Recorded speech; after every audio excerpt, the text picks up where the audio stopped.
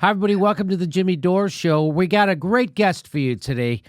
His name is Michael Hudson, and he began his career on Wall Street as an economist, and he came to fame working for David Rockefeller in the 60s at Chase Manhattan.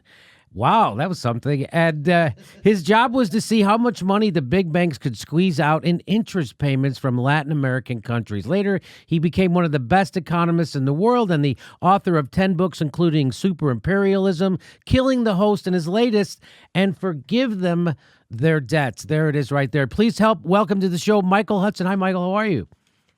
I'm pretty good. Thanks for having me on. All right. So I want to... something in researching you and what you're all about, I found out a couple of things that are just kind of mind-blowing. First of all, debt grows faster than the economy, right? So that's a huge concept. I think, wasn't it Piketty also figured out that investments grew more than the economies did? So that means they're actually extracting wealth. So just explain to people what it means. Well, and what the concept. Go ahead. Most people must notice that their debts are growing faster than their wages are. Right. And if the money they have to pay to the banks and the credit card companies and the student loans are growing up faster than the money they can take home, then you're going to have debt taking more and more of their paychecks and more of the economy until finally most of the economy's money is used to just to carry the debt burden, and you have austerity, which is what you had in Greece, what you're having in Europe, and what you've had in America since 2008. So we all know, I think the people who watch this show know enough to know that austerity actually hinders economic recoveries. It doesn't help economic recoveries because what you actually need is an infusion of capital into an economy. And what austerity actually does is take capital out of the economy and out of the pockets of working people. And that's what FDR knew. FDR did what they call demand side economy, where he put money in the pockets of workers and they created a demand in the economy, which what we've been doing since 1980 is supply side economics, which is you give all the money to the rich people and then the money will trickle down, sir. Just a trickle. Please, sir, a trickle. So did I get it right on that one?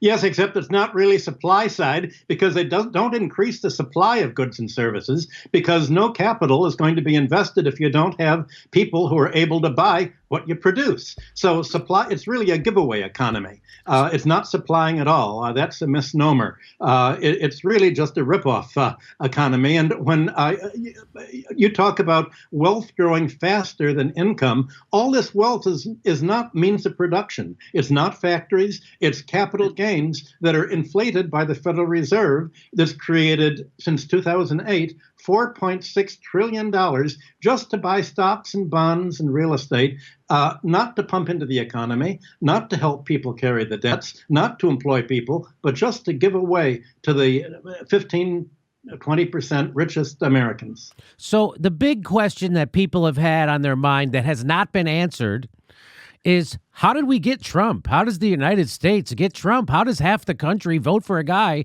like Trump? And I think that your work actually speaks directly to how we got Trump, because what I've been saying, and after I read a book called Listen Liberal by Thomas Frank, I realized that Barack Obama was not the Santa Claus that I had thought he was, that in fact Barack Obama was a meaner and uglier Mitt Romney, except he didn't appear to be on the outside. And it was his policies that actually made people not come out to vote for Hillary Clinton again, because they had voted for him twice. Their lives got worse. The banks got bigger. So let's start there. Let's start at first of all, tell people, because this will set it up, tell people about Leviticus 25. Leviticus 25 is the Jubilee year, and it says that all the debts, the personal debts that people owe, should be forgiven, and there should be a clean slate. So, and you free the debt slaves, and you give them back the property that they've lost and has been foreclosed upon. So essentially, you have an economic renewal. And what the translators of the Bible didn't know is that this Jewish law put in the middle of Leviticus was actually word for word a Babylonian law that was proclaimed for thousands of years by Hammurabi's dynasty and by others. And when the Jews who were exiled returned to Babylon, to Judea under Cyrus, they brought with them this idea of the Babylonian clean slate. And the problem is that these clean slates were proclaimed by Babylonian kings like Hammurabi, but in the 5th century BC, when they came back, the kings were no longer very good. And if you look at the Old Testament, you see that most of the Jewish kings do not get a good treatment. So the authors of Judaism, Ezra, Nehemiah, and the others, put the Jubilee law right in the middle of religion, so it's independent of the kings, so that the kings couldn't back the oligarchy. There couldn't be an Obama backing the banks. This had to be put in the very center of religion to make it inviolable. So people don't realize that that was a normal even, BC, in BC times, that was a normal part of economies of the civilized world, was that you would have this debt forgiveness because they kind of understood that debt grew faster than economies even back then. And they knew that if they didn't do that, it was going to be harmful to the overall economy. So they would have this debt forgiveness built in. And so what's incredible is that this kind of parallels to what's happening today, because there was a time when they stopped doing that. And that's kind of how Rome fell, correct? That's right. Rome was the first society not to cancel the debts. In Athens, you had Solon canceling the debts and freeing the debt slaves in 594 BC. In Sparta, you had the kings canceling the debts, and the oligarchy got up and not only killed the Agis and Cleomenes and Nabis, but they called in Rome to back the oligarchies. And essentially, there were 3 centuries of murdering any advocate of debt cancellation, and Rome didn't cancel the debts. And if you look at its historians, Livy and Plutarch and Diodorus, they all say that Rome fell because of the greed of the creditors, impoverishing everyone and leading to the Dark Ages. That was Rome's idea of the free market. So, it was free for creditors. Now, can you make a parallel between that? The fall of Rome, the creditors taking over not only their land, but then their economy, their government, So can you make a parallel to the way it was handled in 2008-9 by the Barack Obama administration, that they didn't cancel debts? They wouldn't cancel debt? You got to that. You asked how Trump was elected, and Trump was elected when Hillary came out and said, I'm going to be the 3rd term of Obama. Yeah. Aren't you better off today than you were in 2008? And the people said, are you crazy? Your class is better, but we're not in your group. We're not better off. And they'd rather wreck the economy and start all over again anything but leave the hands in Hillary and her financial backers that paid her $350,000 a year. Obama had promised to write down the fraudulent junk mortgage loans and the bad bank loans to the realistic ability to be paid and to the realistic market value, that the banks had engaged in a huge financial fraud. You've, I think, had Bill Black before. And Obama, instead of following through on his promises, he called the bankers to the White House. And he said, I'm the only guy standing between you guys and the pitchforks. The mob with the pitchforks. That's what he called the citizens, the people who voted for him. Yeah. And they were the people who Hillary called the deplorables. And Obama said, look, people who vote for me are a mob with pitchforks. I'm here to protect you, my campaign donors. Don't worry, I'm not going to give them anything. He broke the promises. He didn't throw a single banker in jail. In fact, he gave such a giveaway to the bank, trillions of dollars to bail out the banks for their fraudulent, bad loans instead of throwing them in jail. And the result is that without writing down the debts, 10 million American families lost their homes to be bought up very cheaply by Blackstone and other Wall Street firms, so that now you have homeownership rates falling, rents rates are going up, and the debts were left in place so much that the Americans can't afford to buy what they're producing. And the result is that although you read in the newspapers that GDP, national income, is going up, it's only going up for the top 10% of the population. Almost all the growth in GDP is increased bank earnings. Bank earnings mean if the credit card companies raise your interest rate from 11% to 29% when you fall behind, that's called providing a financial service, the service of taking the risk in the GDP. And all of this is counted not as a subtraction from output, not as shrinking the economy, but the more that Wall Street takes and the banks take, it's actually counted as increasing the economy. So what we have is a fictitious recovery. For 95% of Americans, the economy has not recovered. It's getting worse and worse because the debts are growing and growing and making people further and further behind. So what you're saying is that what the banks are really doing is just extracting wealth from the economy. They're not actually adding benefits or adding value or actually even investing in businesses. They're just extracting wealth from you in forms of these debt payments and interest rates and penalties and all that stuff. And then they call that look, we created a new economy, or we've added value to the economy, when actually what they've actually done is extract wealth from the economy, correct?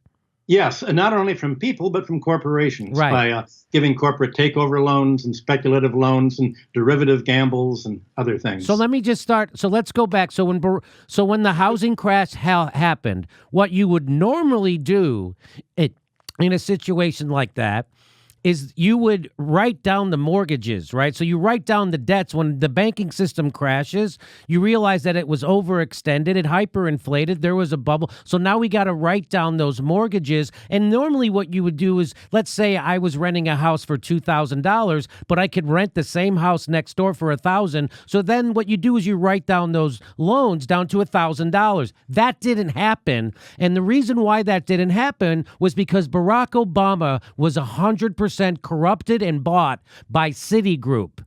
And he wouldn't let that happen because he was looking out for them. He wasn't looking out for the homeowners. In fact, what Wall Street wanted Barack Obama to do, and he did do, was not only did he bail out the banks who made all these horrible loans, he did not write down the loans for the homeowners. Not only that, but he gave those homes to the banks too. So the banks got bailed out, plus they wanted your house. So they got your house and they got bailed out. And I used to do a joke. I did a joke on my 2008 award-winning special on Comedy Central, and the joke was, they gave all these trillions of dollars right to the banks because the banks went bankrupt. And my question was, why don't they give us the money and we'll put it in the bank? I didn't have an answer for that. I just really wanted to know. And then people would laugh. But that's actually true, that they didn't want people to have the money. They wanted not only all the money, but the banks wanted your house too, and Barack Obama facilitated that for him, kicking 5.1 million families out of their house. Is that correct?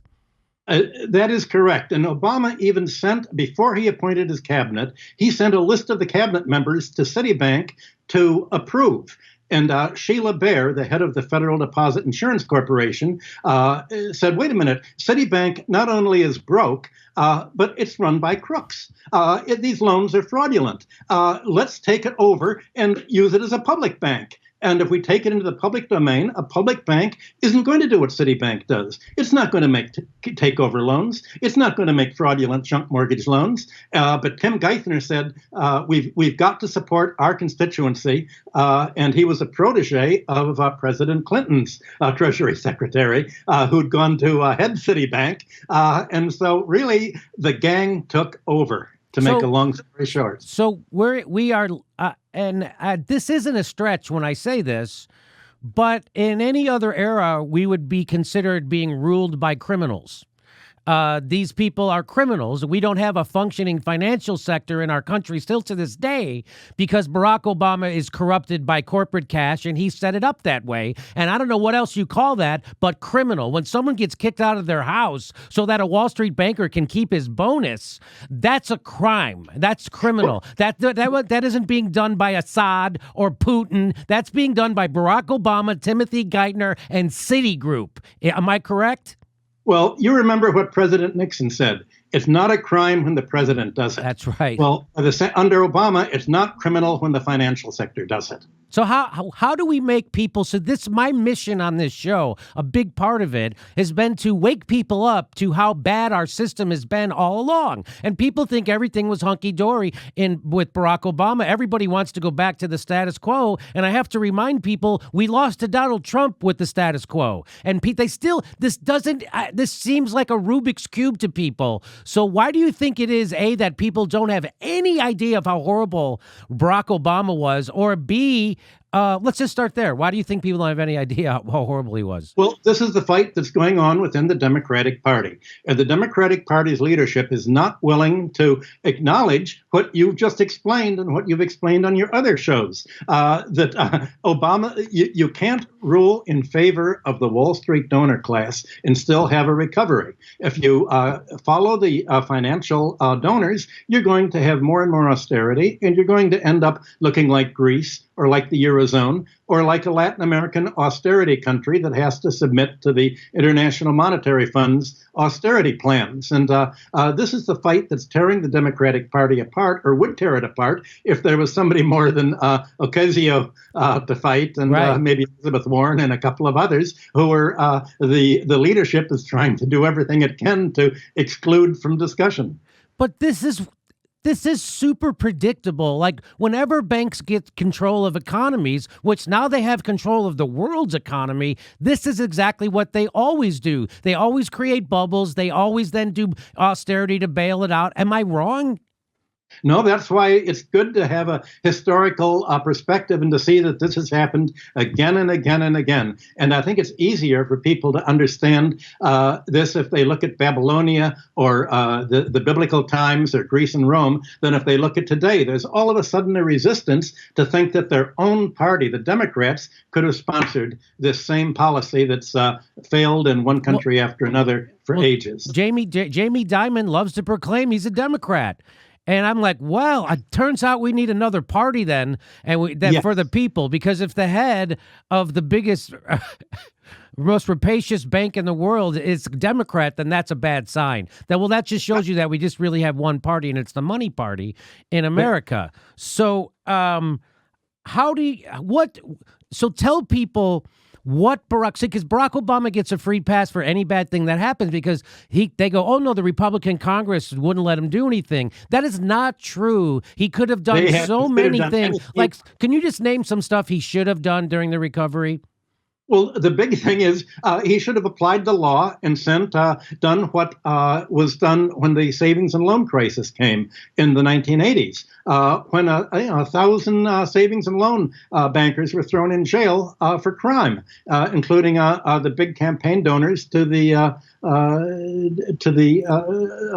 Republican campaign committee. That was the John McCain-Keating 5 scandal, correct? Yeah, that was the Keating 5 scandal, correct? The Keating 5, right, that McCain was should have been called the McCain's because he mobilized everybody in favor of the of Wall Street.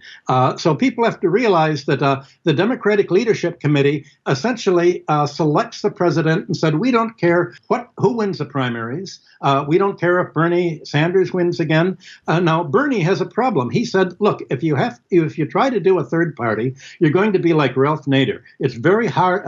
The two parties have made a duopoly, and it's very hard to get on the ticket. We've got to take over the Democratic Party. And I think in 2000, when Trump was elected in 2016, the only way voters could see getting rid of the existing leadership is saying, we're going to vote with our backsides. We're going to stay home, and we're not going to vote until you have a real party representing our interest instead of your job being to protect the Republicans. The Democratic leadership loves Trump. He's the person they would love to have if they could have got him, because what they're doing is following him to the right, and protecting him against any left-wing criticism by trying to silence Bernie and Ocasio and Elizabeth Warren. You don't see them discussed anywhere near as much as the Hillary supporters and the Obama holdovers, like his justice, the person who was in charge of the Justice Department who refused to Eric prosecute Holder. Any Wall Street campaign donor. The campaign donors buy a free out of jail pass, and essentially fraud has been decriminalized. So I get this. So, first of all, Bernie Sanders is wrong about that third party thing because the Green Party's on 44 ballots. Everybody says the Green Party's a dysfunctional bunch of backward people who don't know how to do anything. Yet they get on 44 state ballots. You only need you only need 20-some states to win the presidency.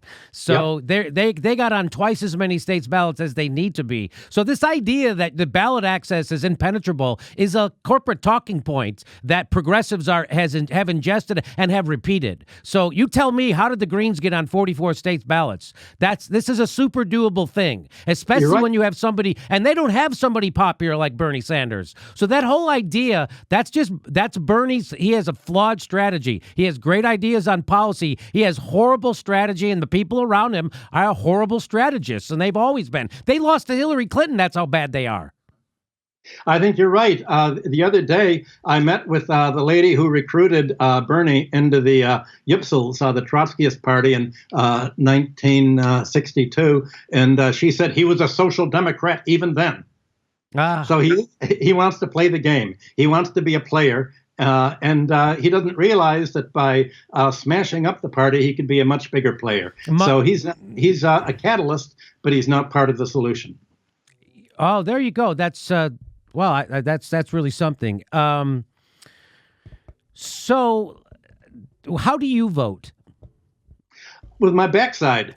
I knew that New York was going to go for Hillary, and that all the local politicians would win. My wife was stuck on the subway that night, and so we didn't. But I thought, what is the point? I'm not voting for Trump. Really is pretty bad, and I'm sure not going to vote for Hillary. So I voted with my back. I voted with the majority of Americans. I stayed home and boycotted it. 100 million Americans did not vote in that election. So I've heard you say that we can't recover without having a bank failure. Can you explain that? Not a bank failure, a write-down of debt. Okay. The banks don't really fail. If Citibank would have been pushed into insolvency, the stockholders would have lost, including Saudi Arabia, that was a heavy holder, and the bondholders would have lost. And so Sheila Bair wrote in her autobiography after the trauma of working with Obama. She said, "Oh, it's all about the bondholders." One of the good things about canceling debts is you also cancel out the savings that are almost entirely in the hands of the upper 5%. And the problem in antiquity, they said, we want to cancel these savings because that's what empowers this class to get so rich that it can take over the government. And that's what all of the Greek, classical Athenian and Greek leaders said. The Roman leaders said it. The Byzantine leaders said it very explicitly.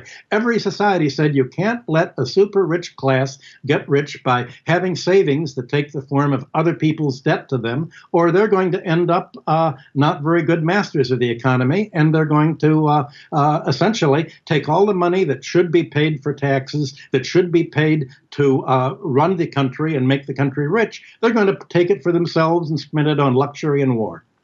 And that's exactly what's happening. So when this economy when the banks crash again, because they're bigger than they were before, so it's going to be worse. Now, that's going to happen pretty soon because if people know about the business cycle, what crazy thing about capitalism is they have a thing called the business cycle. And what that means is that inside of 10 years, you have a crash, you have a recession, everybody loses their job, people go through a lot of pain. And that's predicted, that's anticipated, that's accepted as normal. And so we're way overdue because the last one again was 2008. And here we are 2019. So they're supposed to have at least one of those recessions inside every decade. So we're overdue, correct? Well, we're overdue. It's not really a cycle. It's a build up and then a crash. It's like a ratchet effect. Okay. Up and the crash comes very quickly. It's not smooth at all. It crashes down, and that's why the Federal Reserve has created this $4.6 trillion of money, saying, and all of the Wall Street says you can't have modern monetary theory. That's creating money for the people. You can only create money to give to us to buy stocks and bonds, and though we can lend out for corporate takeover loans. They're artificially the economy is on artificial life support right now. And you until you stop, who knows when the life support can end? The markets are managed. The plunge protection team is supporting the stock prices. The word is fragile. That's what it is right now. And at some point, the government's going to say, okay, Wall Street, we're going to pull the plug next week, dump everything now and leave the pension funds holding the bag. And that's probably what's going to happen. The Wall Street insiders will get out. They'll leave the small investors and the pension funds to have the stocks going way down. Real estate prices will go way down. That's more likely what has happened in every country of the 20th century. So so correct me if I'm wrong. They've changed the rules with Dodd-Frank, and now instead of protecting the depositors, they're now going to be able to use your deposit to pay off. Well, you tell me. I don't know if you know about this. I read something about it. I didn't understand it fully, which is why I'm asking you about it.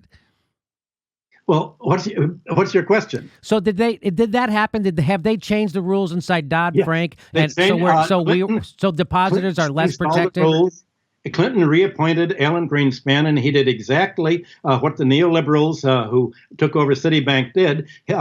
He said, yes, the banks can own gambling casinos, essentially investment banks and insurance companies, and they can spend, instead of lending money to the economy, they can do any kind of gambles by forward trades, derivatives. And so the banks began to make bets, lend people money to make bets on whether stocks would go up and down in price, whether currencies and interest rates would go up and down. And when you have a lot of people betting billions of dollars, somebody's going to lose. That's what happens at a horse race. The winners are paid out of what the other people lose. And Citibank was probably the dumbest bank, according to Sheila Bair. Citibank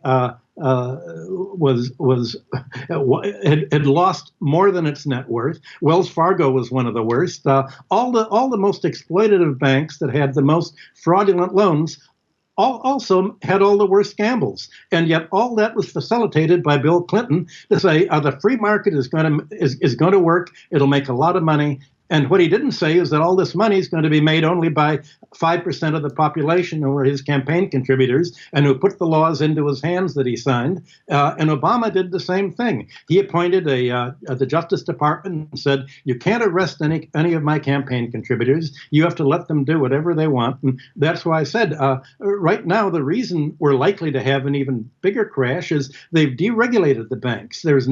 Banks do not know, the government doesn't know how much derivative bets have been made, who owns them. Everything has suddenly gone blank, and the statistics don't tell you anything at all about what's really happening. And when you're operating in the dark, someone's going to crash. So let me just. So this is a form of capitalism.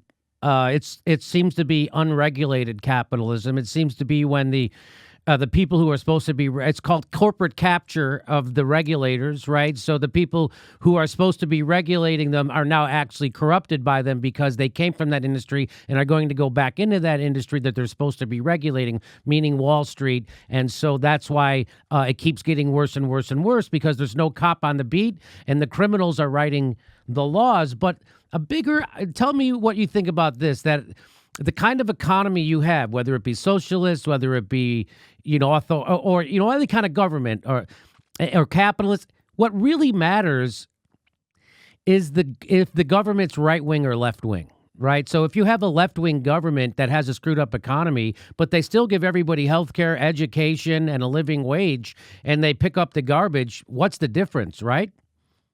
Well, the funny thing is that finance isn't either left wing or right wing. The left wing has pretty much ignored the financial issues. They've talked about their identity politics, especially for the Democratic Party, is racial, ethnic, feminine. The one kind of identity that they don't address is wage earners. And debtors, people who have to work for a living and are facing a problem of how to get by. That's not the identity that they're talking to. So they're trying to get you to think of yourself as something other than a wage earner. Don't think of economics. Think of yourself in any other form. That's really the problem that we have. How to make people think of what their economic position is and who's doing it to them. Yes. So this is really about a class struggle. Is it not? Yes, but it's not so much the employers versus the employees, but the financial class against both the industrial class and the working class. So instead of having industrial capitalism, we have finance capitalism, and finance capitalism makes its money by taking over corporations, by looting the pension funds, but also disinvesting. And the financial class knows that they're just what you've been telling your audience. Wall Street knows there's going to be a crash. They know the game is over. They're taking their money and running. They've already taken it out. They're putting it in Australia, New Zealand property. So we're in the disinvestment phase that isn't how capitalism is supposed to work. Capitalism is supposed to build up capital, and we're running it down and depleting it, and everybody's just hoarding it in treasury bonds. You're having a huge movement into U.S. treasuries because at least the treasury can always print the money. So what do you recommend people who want to save for their retirement do in a situation like this? It seems like the stock market's going to crash and they're going to get screwed. Then they'll be wiped out, no? That's what they'll lose a lot of their asset prices. That's why the smart people in Wall Street are all moving into treasury bonds. And the treasury only pays maybe 1%. Or less. It's paid, I think, 0.1% for the last 10 years. And why are people buying treasury bonds that yield so little? The answer is they'd rather break even than lose money on the stock market. And everybody's afraid of the corporate bond market. They're afraid of the currency market. They're afraid of bitcoins. There isn't any safe investment. That's what happens when there's a crash. There isn't any safety, and everybody's going to lose, except people who hold government bonds. The government can always print the money to give you, and there's not going to be a hyperinflation. There'll be just the opposite, deflation and austerity. So do you think we'll ever have a functioning financial sector like public banks and things like that without it coming to what's happening in France right now, the yellow vests and people getting in the streets?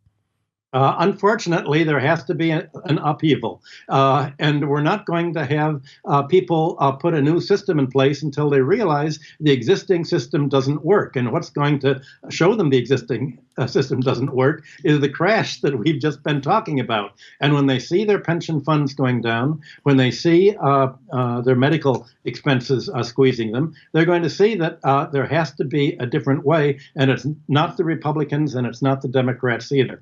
You would think that Donald Trump would have woke them up to the fact that our system isn't working, but that didn't do it. They pretended that was Russia that screwed up our system instead of us. And I try to tell people, Russia didn't render 80% of our workers living paycheck to paycheck. Russia didn't leave 30 million people out of our health care plan. Russia didn't render 64% of Americans unable to handle a $1,000 emergency. We did all that stuff to ourselves. And what I tell people is, what do you call a system that takes the richest country in the world, renders half of its people poor or low income? That's a failed system. We're living inside of a failed system.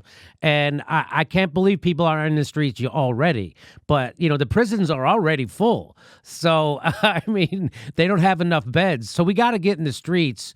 And I don't know. I'm not the genius when it comes to organizing that way, but somebody should be. Somebody's got to get them out there, because we're not. It's only going to get worse. They're literally spending $200 billion more a year on war than we were at the height of the Iraq War, and we're still telling people we can't take care of your college, and we can't give you health care, and we can't build a road for you, and you can't have a living way. It's just like we're living right in it, and nobody. It's like no one really talks about it.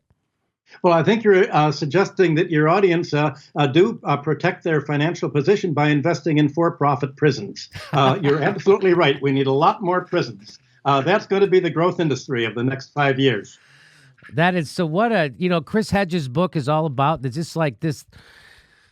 The pathology of a dying country, and then we're living it right now. And I traveled around the country as a comedian for 25 years, and I visited these cities, and I see what happens, what capitalism, the wreckage when it leaves town, when it goes to exploit poor people in a more desperate situation. You end up with Rockford, Illinois. I mean, it's just. Anyway, well, listen, everybody check out the book, And Forgive Them Their Debts. It's by Michael Hudson. Did I leave out anything really important you think I should have brought up? No, I think you covered it's good to focus on the current problems we have, and to show that the problem is not new, but it's been going on for thousands of years. So a sense of history will show people how to think about today. One of the best books of 2018 by the Financial Times. That's what they said. It's And Forgive Them Their Debts. Thank you for being our guest, Michael Hudson. I hope you come back, and I hope all our predictions are wrong. Well, it's good to be here. Thanks a lot for having me on. Okay, bye-bye. We're announcing our live dates for 2019. We're going to Chicago and Portland, Seattle, New York, all over the country. Go to jimmydorcomedy.com for a link for all our tickets to all our shows. It'll be right underneath there, too. Please become a patron if you like our content and help support the show. You can become a patron for $5 a month, and we give you hours of bonus material. And make sure you're subscribed. They unsubscribe people every day. I'm not kidding. Make sure you're subscribed and click that bell so they give you a notice when we drop a video. It's the only thing we can do to fight back against the bastards. Thanks for your support.